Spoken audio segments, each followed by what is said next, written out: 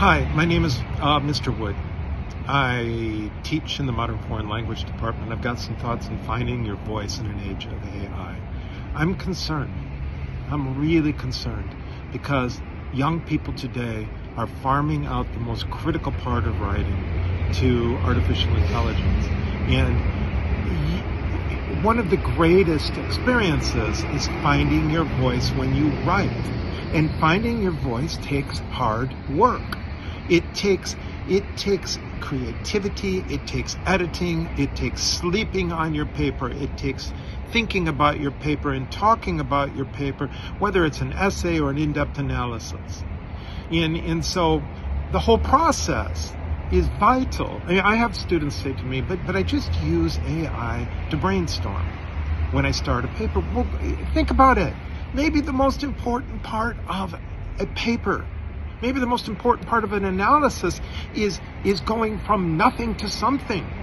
And your brain has to work to come up with ideas that get to that point.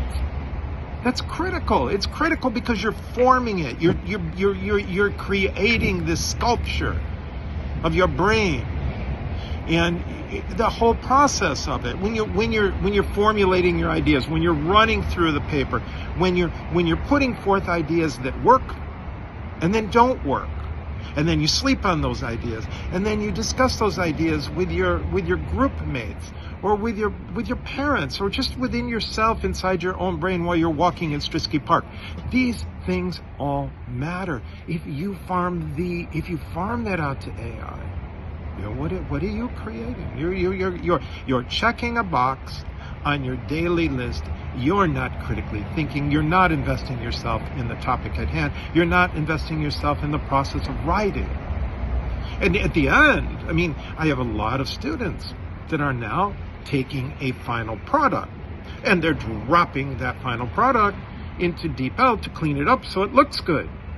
Well, the process of turning that final product into something that is usable and showable, that is going to be maybe the biggest part in developing your English skills.